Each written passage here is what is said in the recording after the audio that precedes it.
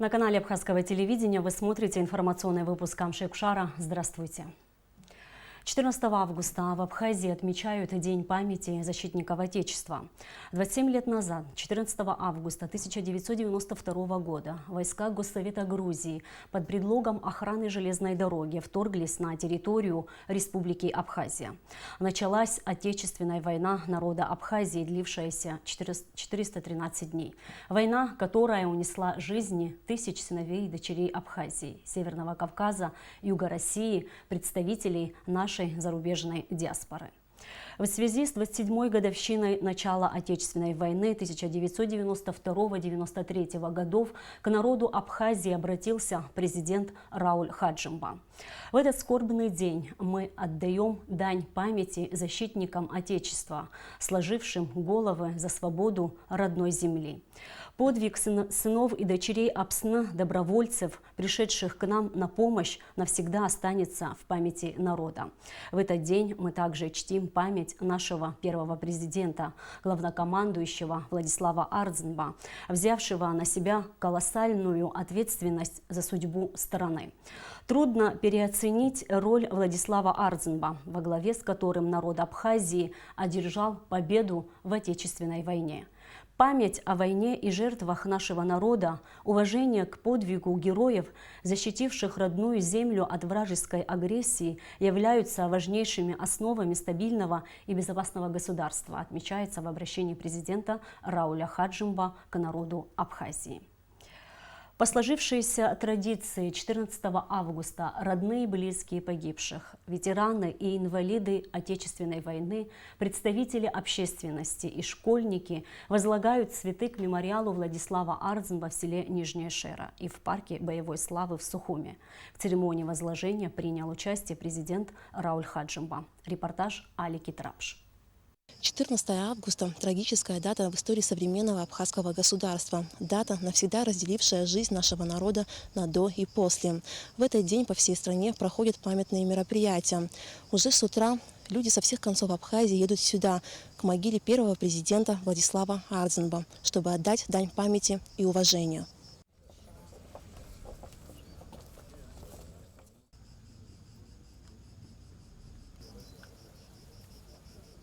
В этот день, 14 августа, утром я поехала в город.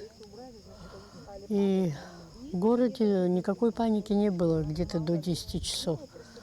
В 10 часов автобус возвращался обратно в Ишеру. Вот когда я приехала в Ишеру, включили, дети смотрели телевизор.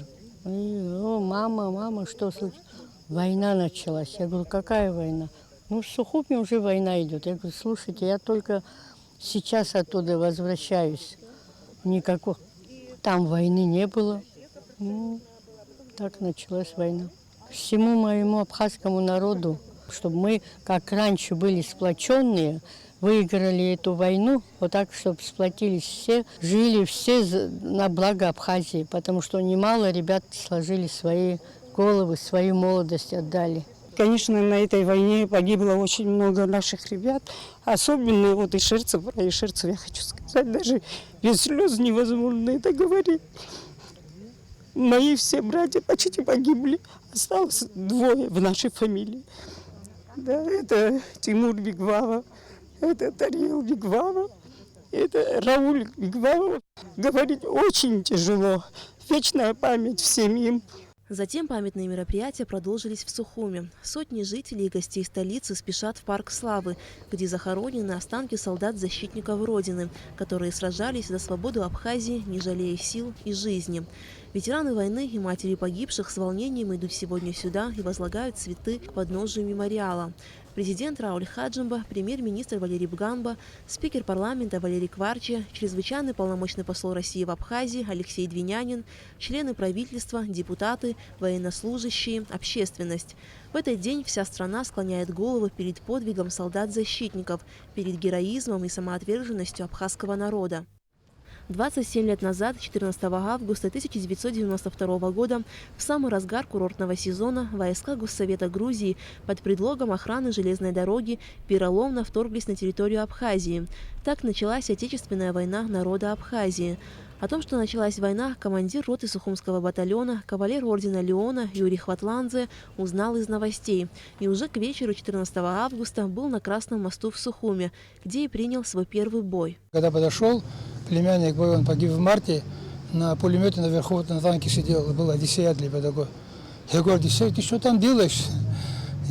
Я говорю, уже тоже здесь так было. Потом он погиб в марте, бедный, он здесь похоронен тоже. Момент, конечно, был очень тяжелый. Но явно видно было, что все-таки у них страх большой был, чтобы идти прямо, да, идти прямо. Они как-то сдалека обстреливали, все и так далее. Но мы до 15 где-то часов, до 5 до 6 были на Красном мосту.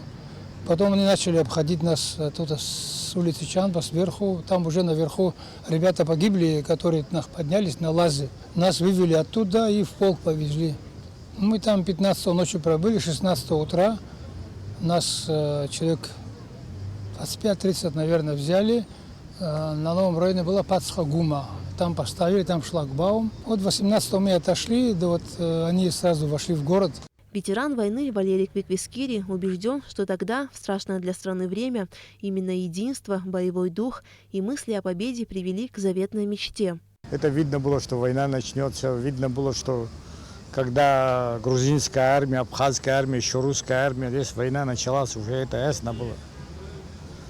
Я этого чувствовал, я этого видел. Ну, что мы проиграем, у меня в одну минуту я никогда не думал, что мы проиграем. Мы делали все, что могли. Хоть без оружия были, с палками, все равно шли вперед, защищали свой род. Не чувствовал никогда страха, вот, что убьют такого. Даже когда меня ранили, уносили, говорили: умер. Я говорю: я не собираюсь умирать. Я говорю: не говорите, я говорю. Я не умру, я говорил. Так и не умер, в общем-то. Пожалуй, нет ни одной семьи в Абхазии, кого бы не коснулась война. Наряду с мужчинами на фронт шли и молодые женщины. Благодаря их мужеству и непоколебимой стойкости были спасены сотни жизней. Однако вспоминать этот день тяжелее всего матерям погибших, чьи сыновья и дочери так и не вернулись с поля боя. 16 числа у меня сын погиб при защите телевышки. Тимур Хонелия. Когда я услышала о том, что он погиб, я приехала в Сухум, я должна была его найти. Но Сухум был оккупирован, везде грузины были, но я поклялась, что я даже в штабе их не пойду везде, но чтобы разыскать своего сына. Я все больницы обошла, нигде не нашла. И я поднялась в морг, я своего сына сразу увидела. Я в батальоне Шаратын сразу пошла вместе с мужем, и оружие, все имела, и медицинские препараты, все, что у меня было вместе со мной. Я прошла вплоть до Ингура. Война с грузинскими оккупантами продолжалась 13,5 месяцев, 413 страшных дней. Но эта война имела для Абхазии судьбоносное значение, так как в итоге была завоевана победа и приобретена долгожданная независимость. Аля Катрапш, Алексей Гухава, Степан Мартиросян, Абхазское телевидение. На канале Абхазского телевидения продолжаются прямые эфиры с кандидатами в президенты Республики Абхазия. Каждый эфир – это слаженная работа целой команды – режиссеров, операторов, редакторов, инженеров и даже стилиста. О том, как готовиться к эфиру те, кто в кадре и не только, в нашем следующем репортаже. Осталось несколько минут до начала прямого эфира с одним из кандидатов в президенты Республики Абхазия. Режиссеры абхазского телевидения дают последние указания. Операторы выстраивают кадры, а ведущие обсуждают с кандидатами предстоящее интервью. Накал волнений перед прямым эфиром и во время его проведения невозможно передать. И хотя в кадре всего один человек, за кадром работает целая команда. Мы находимся в святая из святых любой студии. Это аппаратная. Здесь работает вся команда, которая обеспечивает прямой эфир. Это режиссеры, звукорежиссеры, продюсеры, редакторы. Буквально через несколько секунд начнется прямой эфир. Внимание, приготовились, заставка пошла.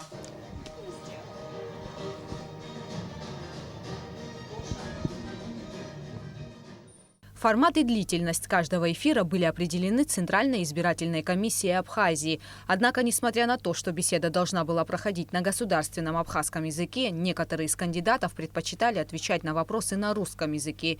И это было нарушением установленных правил. Вопросы, которые задавали кандидатам в президенты и вице-президенты, ведущие составляли сами.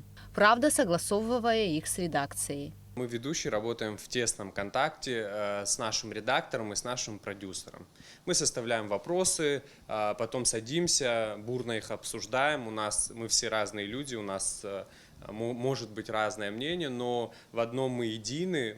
Все, что мы стараемся сделать, это мы стараемся сделать интересный эфир для нашего телезрителя. Может получается, может не получается, естественно, судить самому телезрителю, но я хочу сказать, что в общении, в беседе с самим кандидатом мы максимально стараемся его раскрыть и делаем больше уклон на его предвыборную программу. Изначально руководством АГТРК была поставлена задача обеспечить всем кандидатам равные условия. Чтобы не было повода говорить о предвзятом отношении какого-либо из журналистов к тому или иному кандидату, среди ведущих была проведена жеребьевка, по итогам которой и были распределены все прямые эфиры. Для абхазского телевидения такое количество кандидатов стало своеобразным вызовом, потому что нужно обеспечить равные условия, а значит за 20 с небольшим дней должны выступить все кандидаты с интервью, мы должны прокрутить все агитационные ролики и фильмы. Но пока, во всяком случае, мы справляемся. У нас несколько форматов. Во-первых, это интервью с кандидатами в президенты и вице-президенты на 2 языках. Также это пресс-конференции, куда мы приглашаем всех журналистов. И, наверное, самый главный ожидаемый формат – это теледебаты, которые пройдут 23 августа. Проведение качественного прямого эфира обеспечила и новая аппаратура. У нас сейчас совершенно новое оборудование. Теперь это оборудование требует того, чтобы были новые люди, подготовленные специалисты. Вот мы все сейчас справляемся с этим эфиром благодаря тому, что продюсеры, директора, они подготовили все с такой тщательностью, что теперь мы можем в новом формате работать почти безошибочно. Конечно, всякое бывает, бывают какие-то погрешности, но дело заключается в том, что тот формат, который был предложен ЦИКом, мы безупречно его выполнили. Сотрудники абхазского телевидения также ежедневно работают со штабами всех кандидатов в президенты. Ежедневно, практически без выходных, мы отвечаем на огромное количество вопросов от штабов, которые нам адресуют. Это вопросы, связанные с форматами прямых эфиров, с датами их проведения, с хронометражем роликов, также это предвыборные агитационные фильмы. В общем, если так коротко говорить, то результат, который телезрители видят на своих экранах, это огромная проделанная работа огромного количества людей. Прямые эфиры с кандидатами в президенты и вице-президенты будут проходить до 21 августа. А уже 23 августа на канале абхазского телевидения состоятся дебаты, на которые приглашены все кандидаты в президенты Республики Абхазия. Гугут Савардания, Тамас Чиковани, Абхазское телевидение. Сегодня в 21:00 начнется прямой эфир с кандидатом в президенты Абхазии Алмасом Джапуа. Затем, согласно жеребьевке Центризбиркома, для показа телефильма «Эфирное время» предоставлено кандидату в президенты Олегу Аршпа. А сразу после информационного выпуска смотрите короткометражный фильм Ибрагима Чкадуа «Выбор камня». Премьера фильма приурочена ко дню начала Отечественной войны народа Абхазии. А сейчас о погоде. По сообщению гидромедцентра, в Абхазии ожидается преимущественно ясная, жаркая погода. Температура воздуха ночью плюс 19-24, днем плюс 29-34. Температура морской воды плюс 26 градусов.